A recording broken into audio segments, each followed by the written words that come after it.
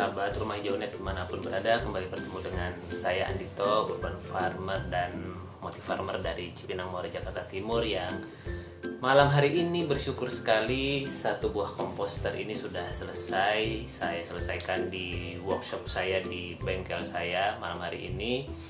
Komposter ukuran 60 liter ini akan dikirim ke Jogja, pesanan dari abang kelas saya yang katanya mau mulai memilah dan mengolah sisa bahan organiknya menjadi bahan yang lebih bermanfaat. Jadi sahabat semua, saya bersyukur sekali dan sangat senang bisa menyelesaikan komposter ini, sehingga mudah-mudahan bertambah lagi warga Jogja yang akan berkontribusi positif dalam mengurangi sisa bahan organik yang terbuang langsung di TPS atau TPA, tempat pembuangan sampah di sekitar kita. Jadi betul-betul yang keluar dari rumah kita, kalau misalnya memang harus terbuang gitu ya, terdamping, itu adalah betul-betul bahannya anorganik. Karena apa? Kalau bahan-bahannya anorganik, maka lebih besar peluangnya untuk bisa dimanfaatkan kembali oleh sahabat-sahabat kita. Bisa pemulung, bisa kemudian kita, kalau kita mau pilah lagi, bisa masuk ke bank sampah. Dan yang jelas sisa bahan organiknya akan menjadi sesuatu yang bermanfaat, bisa menghasilkan pupuk organik cair, bisa menghasilkan pupuk padat juga, dan pastinya akan menjadi manfaat buat menutrisi tanah dan tanaman yang ada di rumah kita. Apalagi sekarang kan lagi ngetren tuh ya, tanaman-tanaman hias ya, apa ada aglonema, monstera dan teman-temannya. Ya, jujur teman-teman, saya termasuk yang tidak mengikuti dan mungkin tidak termasuk di dalam mengikuti tren itu, karena saya termasuk yang senangnya menanam tanaman yang bisa dimakan oleh manusia. Jadi kalau monstera nggak bisa dimakan, ya itu biarkan buat teman-teman yang memang senang melihat, memandangi tanaman-tanaman yang indah tersebut. Karena bagi saya pribadi, keindahan itu ada pada tanaman yang bisa bermanfaat dan bisa kita manfaatkan lagi. Ya sahabat semua, semoga komposter ini bisa bermanfaat dan bisa sampai di Jogja dengan selamat. Selagi teman-teman, jika sahabat-sahabat semua ingin memilah dan mengolah sisa bahan organiknya, silahkan Anda bisa googling, cari informasi seputar composting. Sudah sangat banyak sekali orang-orang yang berbagi seputar kegiatan urban farming dan composting. Contohnya ada juga di channel YouTube saya ini, boleh silahkan mampir dan subscribe. Dan kalau teman-teman membutuhkan komposter, silahkan langsung hubungi atau cari, mungkin bisa di toko-toko online atau di marketplace yang bisa menyediakan katakanlah komposter. Atau kalau teman-teman mau buat sendiri juga boleh. Bagaimana tips-tipsnya, boleh silahkan, mungkin boleh japri saya, nanti saya bisa bantu asistensi. Atau kemudian saya punya beberapa tipsnya ada di video-video sebelumnya. Saya juga sedang berniat untuk menghadirkan sebuah tutorial membuat komposter yang lebih simpel daripada ini. Karena sahabat semua, ada di dalam video ini, dalam kesempatan ini saya mau menyampaikan bahwa ada sebuah tahapan perjalanan saya yang kemudian saya memutuskan untuk tetap menjadi edukator, tetap menjadi sahabatnya teman-teman, inspirator untuk dalam hal composting dan urban farming. Karena itu lifestyle saya, itu sudah jadi keseharian saya, saya nggak akan tinggalkan gitu ya, maksudnya untuk memilah, mengolah sampah, kemudian berhidroponik, menanam organik, dan sedang menuju budi kambir juga. Saya akan tetap melakukan itu, namun divisi penyediaan secara fisiknya, jadi katakanlah menyediakan komposter, hidroponiknya, instalasinya, sepertinya Desember ini adalah bulan terakhir saya. Jadi kalau teman-teman pesan komposter hari ini, maka mohon maaf, saya sudah close sudah tidak bisa memesan di saya lagi, karena saya membutuhkan segenap pemikiran dan energi saya untuk menjalankan sebuah kesempatan untuk bisa berbagi lebih banyak di dalam era digital ini dalam hal pendidikan.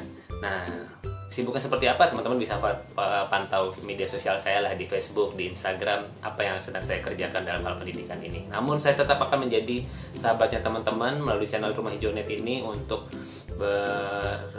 menjadi bagian atau menjadi manusia-manusia yang peduli lingkungan dengan mengoptimalkan kekayaan lokal atau kekuatan yang ada di sekitar kita. Jadi tidak perlu ada komposter ini, sahabat semua. Ya ini ya kalau bisa teman-teman pesan saya senang karena ya saya dapat rezeki, saya dapat kesempatan silaturahmi, saya jadi nambah teman lagi dan sebagainya. Karena kan setiap sahabat-sahabat yang saya bantu punya komposter masuk ke dalam sebuah grup sahabat rumah hijau. Nah, di sini kita ngobrol-ngobrol, kita kemudian saling berbagi keseruan, panen pupuk cair, panen hidroponik, ada teman-teman yang bikin instalasinya sendiri. Wih, itu menyenangkan sekali berada di dalam komunitas itu dan melihat teman-teman itu bersemangat. Dan ya ada sih silent reader, ada jelas. Namun terinspirasi kadang-kadang yang silent reader itu menjapri saya untuk bertanya secara personal, dan itu sangat menyenangkan dalam artian oh ternyata informasinya disimak ya, dan kemudian bisa menginspirasi. Jadi sahabat semua, sebenarnya saya mau menyampaikan ini nanti besok di Ngobrol Sore Urban Farming, besok sore hari Rabu, mungkin teman-teman berkenan hadir. Mungkin untuk Ngobrol Sore Urban Farming besok saya akan tayangkannya di Facebook karena mau sekalian saya buat videonya untuk segera naik ke YouTube. Kalau yang di Instagram kan saya masih butuh waktu buat sedikit mengolah ya, tapi kalau yang di Facebook ini saya lebih cepat mengolahnya.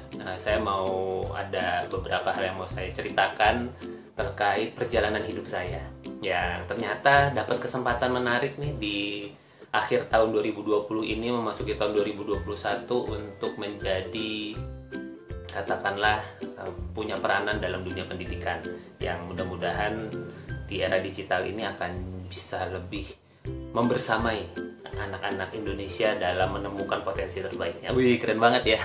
Nanti sahabat-sahabat semua, silakan saya ngerjain apa, teman-teman bisa pantau di Facebook saya, di Instagram saya. Saya biasanya akan selalu berbagi perjalanannya di sana. Namun dalam hal urban farming, sekali lagi teman-teman, saya ucapkan terima kasih atas segala kebersamaannya selama ini yang sudah memesan komposter ini. Apakah sudah selesai? Enggak. Ini saya masih punya 4 komposter terakhir. Nah, jadi kisah keseharian urban farming saya masih akan berjalan selama sebulan ini, teman-teman.